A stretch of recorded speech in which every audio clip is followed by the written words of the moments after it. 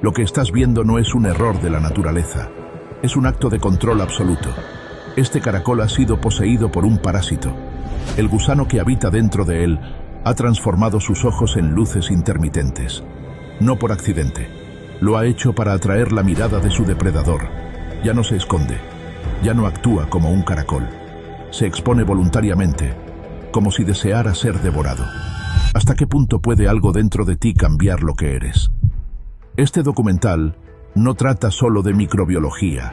Trata de ti, de lo que ocurre dentro de tu cuerpo, de tu mente, y de lo que influye en tu camino sin que lo percibas. Lo que estás a punto de descubrir podría cambiar la forma en que interpretas tus emociones y, sobre todo, tus elecciones. Bienvenidos al mundo invisible de los parásitos, cuando tus pensamientos no son tuyos. A veces actuamos sin saber por qué. Reaccionamos con rabia, con miedo, o tomamos decisiones que más tarde no reconocemos como nuestras. Nos decimos que fue un mal día, que estamos estresados. Pero, ¿y si hubiera algo más? ¿Y si dentro de nosotros existiera una inteligencia externa, antigua, silenciosa, capaz de empujar nuestros pensamientos en direcciones que no hemos elegido? Los antiguos la llamaban posesión. Hoy, la ciencia prefiere llamarla manipulación biológica, porque aunque parezca ciencia ficción, existen organismos reales que habitan cuerpos ajenos, no solo para sobrevivir, sino para controlar. No lo hacen por maldad, lo hacen por necesidad, porque su ciclo de vida depende de que otros seres pierdan el control. Uno de los más inquietantes es Toxoplasma gondii. Este protozoo microscópico infecta a casi un tercio de la humanidad. Pero su verdadera historia comienza en una rata. Cuando este parásito entra en su cuerpo, algo cambia. La rata pierde el miedo al gato. Y no solo eso, empieza a sentirse atraída por él. Se acerca, lo busca, y entonces es devorada. El ciclo se completa, porque Toxoplasma solo puede reproducirse dentro del intestino del felino. Una manipulación perfecta, un suicidio inducido. En humanos, el parásito también deja huella. Estudios han vinculado su presencia a cambios sutiles pero inquietantes. Mayor impulsividad, atracción por el riesgo, incluso brotes psicóticos. Y entonces la pregunta ya no es científica, sino profundamente personal. ¿Y si aquello que creemos parte de nuestro carácter no es realmente nuestro? En lo profundo de la selva, otro organismo lleva esta idea aún más lejos. Se trata del Cordyceps unilateralis, un hongo que infecta a las hormigas, entra en su cuerpo y toma el control. Literalmente, la obliga a trepar a una hoja específica, a una altura precisa. Allí la inmoviliza. Y mientras el cuerpo de la hormiga muere, una nueva forma de vida brota de su cráneo. Lo más perturbador no es el acto, sino la precisión. Es como si el hongo supiera exactamente qué hacer. Como si tuviera un mapa, un diseño de control que no nace de la víctima, sino del invasor. Estas historias pueden parecer lejanas, curiosidades del mundo animal, pero la línea que separa a una hormiga de un ser humano es más delgada de lo que creemos. Porque si un microorganismo puede borrar el miedo en un roedor, si puede controlar el cuerpo de un insecto, ¿qué impide que algo parecido ocurra en nosotros? En todos estos casos, el cuerpo ya no obedece a su dueño, obedece a un plan invisible, y entonces una sensación comienza a emerger. ¿Y si algunas emociones no fueran más que instrucciones disfrazadas? ¿Y si la tristeza recurrente, la ira que te desborda, o incluso la voz interna que te sabotea, no fueran realmente tuyas? En muchas culturas chamánicas se habla de entidades oscuras que se alimentan del sufrimiento. Formas sin forma que habitan el campo energético de las personas y las agotan desde dentro. Y aunque la ciencia aún no puede medir estas presencias, sí comienza a reconocer otra cosa, que los parásitos, cuando alteran la microbiota, el sistema inmune o el sistema nervioso, también alteran el estado emocional. ¿Dónde acaba entonces el cuerpo y empieza la conciencia? ¿Hasta qué punto lo que sentimos, pensamos o decidimos está libre de interferencias? si hay organismos capaces de convertir el miedo en deseo, si hay hongos que reescriben el comportamiento, ¿no deberíamos al menos cuestionar cuánta de nuestra voluntad es realmente libre? Porque quizás el verdadero control no venga de afuera, sino de algo que ya vive en nosotros. Y si ese es el caso, el siguiente paso es inevitable: mirar hacia el lugar donde lo emocional y lo biológico se conectan. Un lugar que la ciencia ya empieza a llamar el segundo cerebro, nuestro intestino. En él habitan millones de microorganismos, muchos necesarios, otros quizás no tanto. Y lo que allí ocurre no solo afecta tu digestión, podría estar decidiendo cómo te sientes, incluso cómo interpretas tu vida. A lo largo de la historia, la espiritualidad ha sostenido que el alma es pura, inalterable, intacta, pero también ha advertido que su expresión, aquello que se manifiesta a través del cuerpo y la mente, puede contaminarse, como un canal limpio, atravesado por una interferencia. Y aquí es donde la ciencia moderna, sin proponérselo, empieza a contar la misma historia. Solo que en lugar de interferencias, la ciencia habla de microbiota, de bacterias, hongos, virus, de millones de organismos que habitan dentro de ti, y que no solo procesan alimentos, sino también estados de ánimo. En los últimos años, se ha descubierto que el intestino no es solo un órgano digestivo, es un cerebro, un sistema nervioso complejo, con más de 100 millones de neuronas, capaz de enviar señales al cerebro superior, capaz de influir en tu forma de sentir. Cuando ese sistema se desequilibra, por alimentación, estrés, medicamentos o infecciones, también se desequilibra tu mente. Aumentan la irritabilidad, la ansiedad, la tristeza sin motivo aparente, y entonces el alma queda atrapada en un vehículo alterado. Lo que sentimos ya no es reflejo de nuestro centro, sino eco de un sistema intoxicado. Aquí es donde los parásitos físicos juegan un papel silencioso pero profundo. Algunos de ellos, como ciertos helmintos, pueden alterar el sistema inmune. Otros modifican la producción de neurotransmisores, y lo hacen desde el intestino, desde un lugar que no pensamos, pero que influye en todo. Cuando este ecosistema interno se altera, incluso la percepción del yo se desfigura. No por trauma psicológico, no por debilidad espiritual, sino por una cascada de reacciones bioquímicas que modifican cómo interpretas el mundo y cómo te interpretas a ti mismo. En personas sometidas a trasplantes de microbiota fecal, un procedimiento donde se reemplazan las bacterias intestinales, los cambios son inmediatos: mejoras cognitivas, mayor estabilidad emocional, recuperación de la claridad mental. Algunos incluso relatan una sensación de volver a ser ellos mismos, como si el alma de pronto hubiera recuperado el control de su vehículo. Esto nos obliga a replantearlo todo, porque si la tristeza puede ser provocada por una bacteria, si la ansiedad puede nacer en el intestino y no en el corazón, ¿cómo sabemos que lo que sentimos nos pertenece? ¿Cuántas emociones que nos gobiernan son en realidad interferencias, residuos químicos o desequilibrios ajenos al alma, pero instalados en el cuerpo? Tal vez no somos nosotros los que estamos fragmentados, y por eso, desde hace siglos, tanto sabios espirituales como sanadores tradicionales insisten en algo que hoy vuelve a tener sentido. Si quieres escuchar tu verdadera voz interior, limpia el canal, vacía el cuerpo de lo que no le pertenece, purifica el vehículo, porque solo entonces el alma puede hablar. Como decía Gurdjieff, místico y maestro del autoconocimiento del siglo XX, no todas tus emociones son tuyas. Algunas fueron instaladas, otras adoptadas. Solo lo que nace del silencio te pertenece. Y hoy, incluso la ciencia lo reconoce. El eje intestino-cerebro representa una vía bidireccional por la cual la microbiota puede modular el comportamiento y la emoción.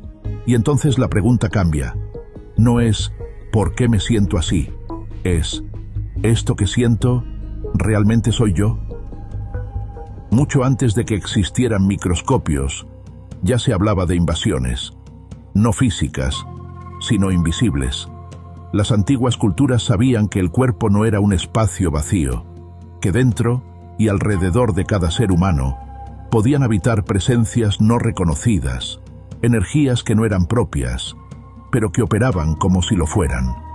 En las tradiciones chamánicas de América, por ejemplo, se describe cómo ciertos espíritus pueden adherirse al campo energético de una persona, no con cadenas, sino con hambre de emociones densas, dolor, miedo, rabia. Y mientras esa energía siga fluyendo, ellos siguen alimentándose. En algunas ceremonias de sanación, los chamanes relatan haber visto formas oscuras adheridas a sus pacientes, no siempre con forma demoníaca, sino como larvas, como sombras, fragmentos sucios del pasado emocional. Lo que en la biología moderna llamaríamos un parásito, en el lenguaje energético se presenta como una emoción estancada que ha cobrado vida. El budismo tántrico también lo entendió así. Allí se habla de larvas mentales, o kleshas, pensamientos no observados, deseos desbordados, apegos no resueltos. Cuando no se ven con conciencia, se incrustan en la mente, se repiten y amplifican, y con el tiempo empiezan a operar por nosotros. No buscan nuestra evolución, buscan mantenerse activos, y lo hacen generando confusión, compulsión y sufrimiento, porque esa es su fuente de alimento. En el gnosticismo, una antigua corriente espiritual previa al cristianismo oficial, se hablaba de los arcontes, entidades del plano sutil, nacidas del error, que buscan manipular la percepción humana. No toman el cuerpo, toman la mente, insertan pensamientos, distorsionan recuerdos y alejan al alma de su origen. Y aunque para muchos esto suene simbólico o esotérico, la comparación con los parásitos biológicos es inquietantemente cercana. Ambos se infiltran, ambos manipulan, ambos se benefician del desequilibrio. En cada una de estas tradiciones, ya sea en el lenguaje del chamán, del monje tántrico o del gnóstico, hay una advertencia común. No todo lo que piensas eres tú, y si no somos conscientes de ellas, actuamos en su nombre. De alguna manera, todas estas enseñanzas nos dicen lo mismo, que lo que no ha sido visto, integrado o sanado, se convierte en un huésped silencioso, un parásito del alma. Y aquí, la frontera entre lo físico y lo espiritual vuelve a difuminarse, porque si un organismo puede entrar en el cuerpo y alterar la conducta, ¿qué impide que una emoción no sanada haga lo mismo en la conciencia? A veces la conciencia está presente, pero no puede expresarse, no porque le falte luz, sino porque el canal está bloqueado. Y cuando eso ocurre, no hablamos de error, sino de misterio. En este tramo del camino, nos acercamos con respeto a una condición compleja, no para explicar ni para reducir, sino para observar, para abrir una puerta a la posibilidad. En los últimos años, ciertos estudios han explorado la relación entre el estado del sistema digestivo y el comportamiento en personas dentro del espectro autista. En muchos de estos casos, se ha observado un desequilibrio notable en la microbiota intestinal, lo que se conoce como disbiosis. Este desequilibrio no afecta solo a la digestión. También se ha relacionado con inflamaciones persistentes y con una alteración en la permeabilidad de la barrera hematoencefálica, esa membrana que protege el cerebro de sustancias externas. Cuando esa barrera se debilita, ciertos compuestos, que normalmente no deberían llegar al sistema nervioso central, pueden atravesarla. Y esto, en algunas personas, podría interferir con la forma en que perciben, procesan o expresan la realidad. No hablamos aquí de una causa única ni de una verdad absoluta. El autismo es diverso, complejo y profundamente personal. Pero sí hay patrones fisiológicos que se repiten lo suficiente como para merecer ser explorados con seriedad y sin prejuicios. No como una explicación definitiva, sino como una invitación a mirar también el cuerpo cuando se busca comprender la mente. Algunos investigadores han comenzado a probar, en contextos clínicos muy controlados, tratamientos basados en el trasplante de microbiota fecal. Y aunque los resultados aún están en fases preliminares, En algunos casos se han registrado cambios notables como, por ejemplo, una mayor estabilidad emocional, mejora en la interacción social y más apertura en la comunicación. No en todos, y no es la única solución, pero sí en los suficientes como para hacernos una pregunta distinta. ¿Y si la conciencia siempre estuvo presente, pero el cuerpo no le permitía expresarse con libertad? Desde la espiritualidad, esta idea no resulta ajena. Muchas tradiciones enseñan que el alma escoge su camino, sus experiencias, incluso las condiciones con las que entrará en esta vida. No como castigo, sino como escenario de evolución. Pero también afirman que, si el cuerpo está saturado, inflamado o agitado, puede convertirse en un espacio difícil para que la conciencia fluya con claridad. Y eso no hace que el alma sea débil, ni menos luminosa, solo más silenciosa, más sutil, a veces menos comprendida. Tal vez lo que llamamos condición es en algunos casos un lenguaje distinto, una forma de percepción y de expresión que no sigue los esquemas conocidos y que por eso nos obliga a mirar más allá de los síntomas, más allá del diagnóstico, a conectar no solo desde la mente, sino desde el alma. La ciencia observa el intestino, la espiritualidad observa la vibración, y tal vez ambas están empezando a coincidir en algo esencial. Cuando el cuerpo encuentra armonía, cuando el entorno no agrede sino acompaña, algo se libera, y lo que parecía contenido comienza a mostrarse. Pero no basta con comprender lo que nos habita, hay que saber cómo soltarlo. Reconocer la presencia de interferencias biológicas, emocionales, energéticas, es solo el primer paso. Lo esencial es preguntarse desde lo más hondo, ¿qué hago ahora con esto? Primer movimiento. El problema no eres tú. En el fondo, todos hemos sentido alguna vez esa extraña desconexión. Sabemos lo que queremos, pero actuamos distinto. Sentimos algo verdadero, pero no logramos sostenerlo. Es como si una capa invisible enturbiara todo.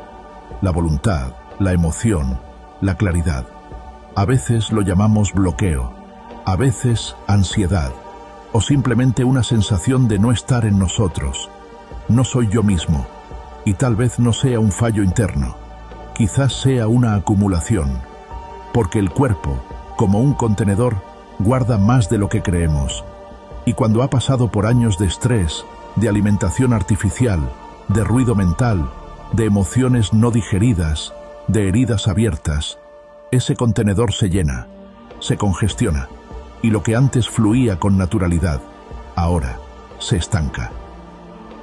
Segundo movimiento, la limpieza física, abrir espacio en el cuerpo. El cuerpo es el primer templo, es el canal a través del cual se manifiesta todo lo demás.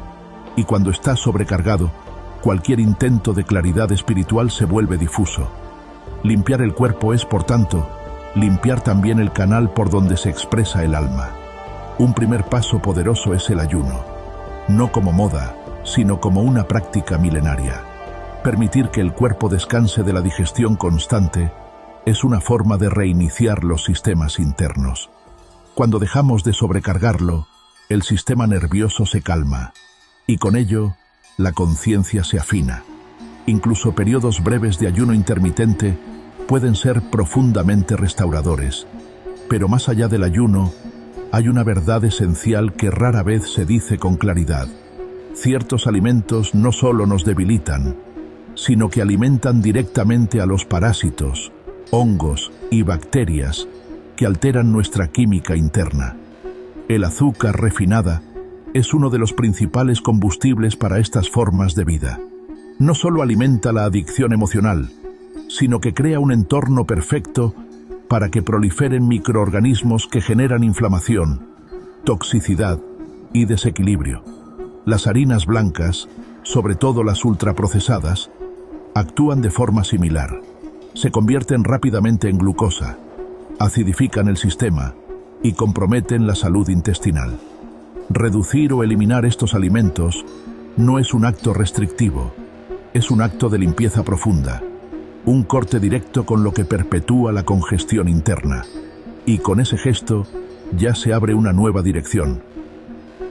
En paralelo, hay plantas que pueden ayudarnos a limpiar desde dentro. El ajo, por ejemplo, en su forma cruda o en tintura, actúa como antifúngico y antiparasitario.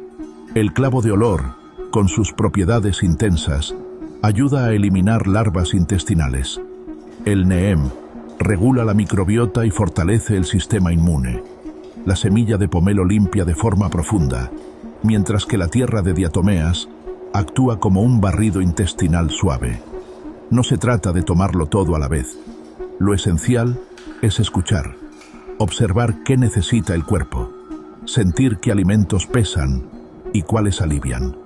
La intuición corporal es parte del proceso, y esta limpieza puede sostenerse con gestos cotidianos.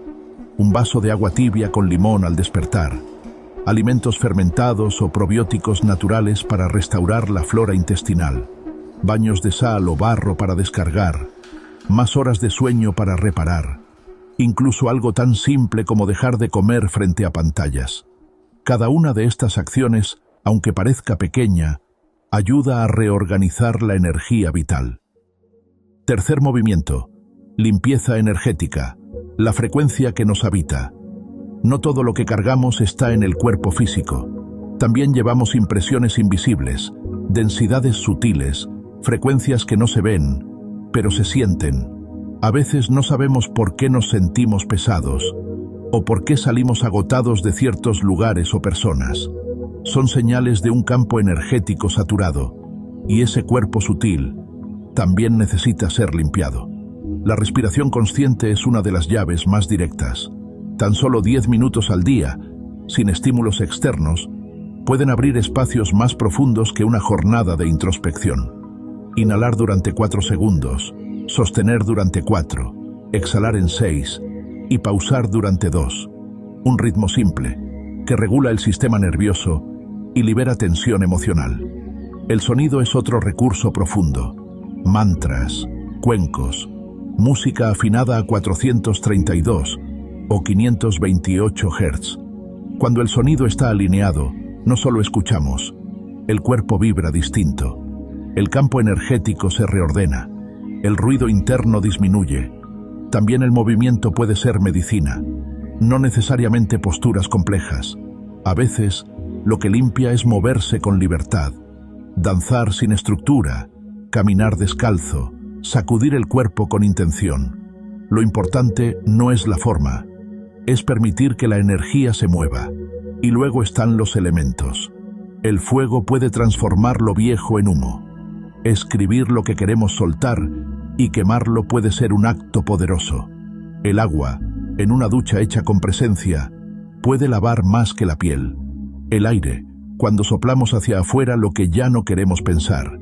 La tierra, cuando volvemos a ella, tocándola con los pies o con las manos, descargando el exceso y recordando la base. Nada de esto es complicado. Lo invisible no requiere complejidad, solo requiere presencia. Cuarto movimiento: cuando todo comienza a cambiar. ¿Cómo sabrás que estás limpiando de verdad? Porque lo notarás. No en grandes revelaciones, sino en pequeños actos cotidianos. Tu mente se vuelve más tranquila. Ya no reaccionas tan rápido. Dejas de caer en patrones emocionales que antes te arrastraban. Reconoces que ciertas culpas no eran tuyas. Sientes que algo respira distinto adentro. La inspiración vuelve. La energía se ordena. No te conviertes en alguien distinto. Solo dejas de sostener lo que no eres. Al llegar aquí, no necesitas más teorías, solo comprensión. Mucho de lo que sentías como tuyo, quizás no lo era. Eran cargas acumuladas, interferencias, hábitos adoptados sin conciencia. Pero cuando limpias el cuerpo, cuando la energía se aclara, algo dentro se acomoda en silencio. Ya no reaccionas igual. Volver al centro no requiere esfuerzo, requiere honestidad. Ese es el verdadero poder. No dominar lo externo, sino recuperar la dirección interior. Si algo de este viaje ha resonado contigo, no lo pienses demasiado. Llévalo a la práctica. Una decisión, un gesto, una respiración distinta pueden marcar el inicio de un cambio real. El resto se acomoda solo.